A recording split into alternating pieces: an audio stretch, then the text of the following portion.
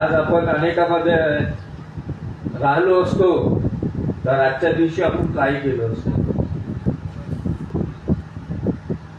आज आज दिवस कोणता आहे? आज अखंडीचा दिवस। आज आपण मडकी आणली असते आपल्या घरी आणि आपल्या जे जुने लोक जे आपले वडीलधारी व्यक्ती जे मृत्यू पावले आज त्यांची पूजा आपण केली असते।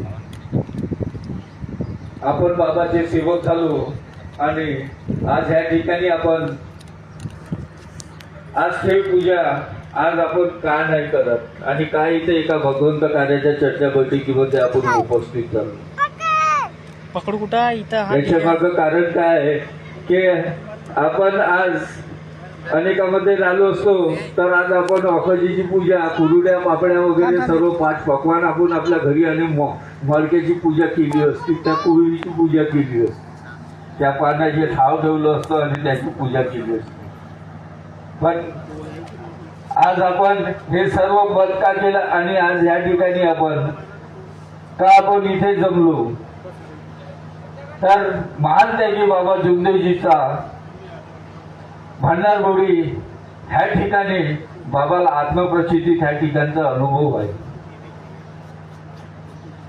भंडारगोळीला बाबाचा दौरा झाला होता आणि भंडारगोळीला दौरा झाला आणि त्या ठिकाणी बाबाचा मुक्काम होता आणि दुसऱ्या दिवशी बाबा एका झाडाखालतं सकाळची दुपारची वेळ होती, बाबा झाडाखालतं एकांत म्हणजे एकटे बसून होते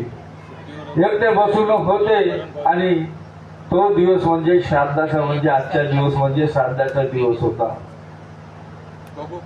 बाबाच्या मनामध्ये कल्पना आली की मी आज माझ्या निवासस्थानी माझ्या घरी अगर राहिलो असतो तर माझ्या आई वडिलाचं मी पान टाकलं असतं आणि माझं आई वडिलाचं ठाव पुजलं असतं।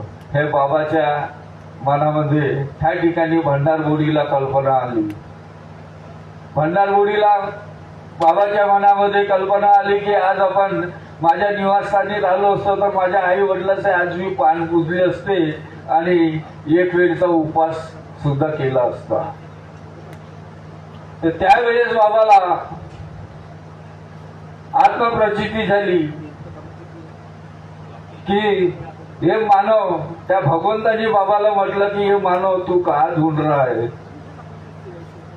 तेरे पिताजी का तो मृत्यु हो गया है, तेरे पिताजी का मृत्यु हो गया है और पिताजी की जो आत्मा है वो एक भगवान और तेरे पिताजी है वो मेरे में एक भगवान में विलीन हो गए और वो भगवान बन गए हैं। अब सेवक तू ये बता कि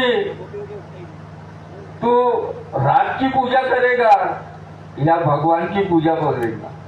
तेरे पिताजी तो भगवान, उनके मृत्यु हो गया है, आत्मा ये परमेश्वराचा अंश है आणि तेरे पिताजी का मृत्यु हो गया है और वो तो भगवान बन गए, वो भगवान में विलीन हो गए और वो एक भगवान बन गए। अब तू ये बता तू भगवान की पूजा करेगा या रात की पूजा करेगा? तेरे पिताजी की मृत्यु हो गई और वो जलकर राख हो गई है। त्यावेळेस बाबाला वाटलं की खरोखर आपण खूप अंधश्रद्धेमध्ये डुबलो होतो, अंधश्रद्धेच्या आहारी आपण गेलो होतो आणि त्याच दिवसापासून भगवंताला बाबांनी सांगितलं, भगवंताला क्षमा मागितली बाबाला कि भगवंत मुझे क्षमा करो, मेरे से बहुत बड़ी भूल हो गई, मैं आज से ये भूल कभी जीवन में करूंगा नहीं, मैं जीवन में करूंगा नहीं। आणि त्यानंतर बाबांनी विचार केला की नाही, आपण जे करत होतो ते आपण अंधश्रद्धेमध्ये आणि ते अनेक वेळासारखे आपण करत होतो। त्याच दिवसापासून बाबांनी हस्ती विसर्जन आणि हे श्राद्ध पूजा जे 10वा दिवस म्हणतो आपण हस्ती पूजा करतो आणि हे जे श्राद्ध पूजा त्याच दिवस बाबांनी स्वतःनी बंद केली। स्वतःनी बंद केली तर केली, पण आम्हा सेवकांना सुद्धा हे जे श्राद्ध पूजा आणि जे आपण 10वा दिवस जे हस्त्या ठेवतो ना त्या हस्तीचं विसर्जन करतो, त्या बामणाला आणतो आणि त्या बामणाची त्या हस्तीची पूजा करतो.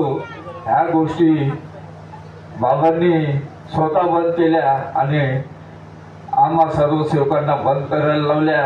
आणि आपल्याला ह्या अंधश्रद्धेतून बाबाही मोकळे झाले, आम्हा सेवकांनाही याच्यातून आम्हाला दूर राहायला सांगितले आणि एका भगवंताच्या नावावर आम्हा सेवकांना मरायला सांगितले.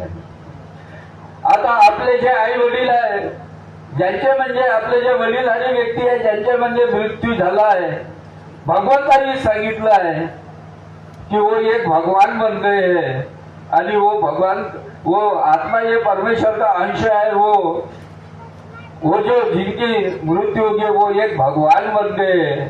मला हे म्हणायचं आहे, आज ह्या ठिकाणी जितक्याही लोकांनी आहे, जितक्याही वेळा ज्या वेळेस भगवंताचा प्रणाम आपण केला, तर तो प्रणाम जे आपले वडीलधारी ज्यांच्या म्हणजे मृत्यू झाला आहे, तो तर एक भगवान बनले आहे. तो प्रमाण आपल्या आई वडिलांना, आपल्या वडीलधाऱ्या व्यक्तींना ज्यांच्या म्हणजे मृत्यू झाला आहे त्यांना नाही पोहोचला का?